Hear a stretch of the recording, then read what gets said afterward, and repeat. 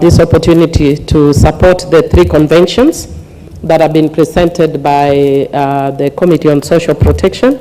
The Convention of 23rd November 2007 on the International Recovery of Child Support and Other Forms of Family Maintenance. Secondly, Convention on Jurisdiction, Applicable Law, Recognition, Enforcement, and Cooperation in respect of parental responsibility and measures for the protection of children, concluded on the 19th of October 1996. And third, the Convention on Civil Aspects of International Child Abduction, concluded on 25th of October 1980. Madam Speaker, let me thank Honorable Wundo for recognizing my work in the children's sector. Indeed, as a matter of fact, most of my professional work has actually been around the issue of the rights of children and the rights of women, but primarily on the rights of children. Madam Speaker, I think ab initio, I just want to indicate that by virtue of Article 2.5 and 2.6 of the Constitution, that says that any treaty that is ratified by Kenya becomes the laws, part of the laws of Kenya, I would want to actually call on the leadership to consider bringing treaties one by one. Madam Speaker, I would like you to, Honorable Speaker, I plead your attention. I know you are consulting with my sister, but I plead your attention because I'm seeking and begging for one thing that you can actually take forward as House leadership. By virtue of Article 2.5 and 2.6, once these conventions pass this floor, they become part of the laws of Kenya. So we can make direct reference to them as laws of Kenya. Yet, we are dealing with them as one law. We are dealing with 3 conventions on different aspects of child protection, but we are bringing all 3 of them at once. If I were to compare them to other laws, it means we are actually dealing, it's almost like an omnibus, but on substantive issues of 3 laws. So I would want to request that in future, committees bring 1 treaty at a time.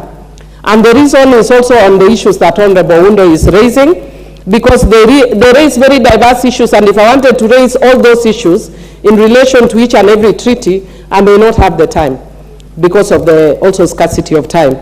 But also because once we pass this, it becomes part of the laws of Kenya. And I also want to indicate that contrary to what my good friend Honorable Wundo says, under the Treaty Making and Ratification Act, when the committee is considering, you can actually consider putting a reservation to an article you do not agree with. Like I'll give you an example, there's a direct article that goes against, of one of the treaties that goes against provisions of the Constitution of Kenya. And because if we pass it, it means it will already be directly in conflict with a constitutional provision, and yet will have given it a stature of a constitutional provision because it is anchored in the Constitution. So it actually creates a problematic issue. Madam Speaker, Kenya is actually ahead in terms of our own domestic laws. We have the Children Act, among several other issues, among several other laws that deal with comprehensively with these issues. And in the last parliament, just before we went home, we passed a very comprehensive law dealing with most of these issues, child protection, issues of custody, civil aspects. I know Kenya has ratified the ones that have the criminal aspect, Madam Speaker. I can see my time is running out, but I just wanted to point out, Madam Speaker, it's my concern. I have an extra 2 minutes. Thank you, thank you. I really, really appreciate, Madam Speaker. Madam Speaker, my concern is number 1, in reference to children born out of wedlock. The conventions do not seem to be addressed this. And in fact, one of them is in the negative. If you look at the convention that deals with jurisdiction under Article 4, it says the convention does not apply to the establishment of or contesting of a parent-child relationship. So it actually says that you cannot question parenthood under that article.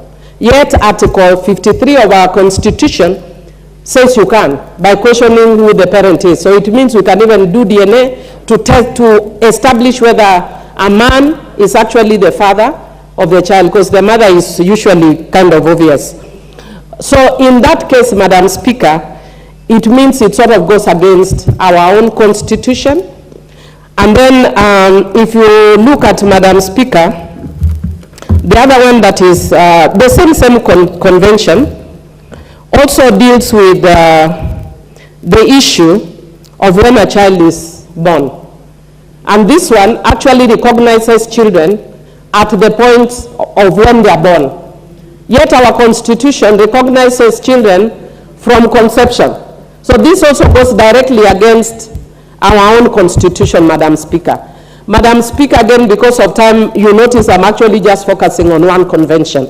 And that is why I'm requesting that in future, so that we actually see where there are those tensions that are likely to conflict with our own laws, it is good if we bring one convention at a time. And it is possible. Even if we did this immediately after the present, the second and the third, it is still possible because we are actually making law. But the challenge that I see us faced with is that we sometimes think that ratification of treaties is like passing a report. No, this is legislation. It's not a motion. It is not a report, just a report. It is a report because it comes from the committee, but we are, after this, we'll have passed a law, and once the executive then goes ahead and ratifies, it becomes binding on Kenya. I think the only saving face for me is that we have also ratified the Convention on the Rights of the Child, so even where there are certain tensions, we might fall back to that. But if you have very sharp lawyers, these are some of the things that will find their way into a constitutional court. Otherwise, just to encourage the committees, please in future, if you don't agree with one, make a reservation very boldly in relation to that article. Otherwise, Madam Speaker, I do support, and thank you once again for extending for me the time. I appreciate. Honorable Milly, I know your many years that we spent in the child rights world. That's why I gave you a little extra time. But I think I will ask that the clerk's desk takes a note of the need to separate them and bring that to the attention of the relevant committee. So I think, Honorable Alice Chairperson, it should come back to your committee just to ensure that they are then processed out of here separately. I think that's a good suggestion. Thank you, Mr.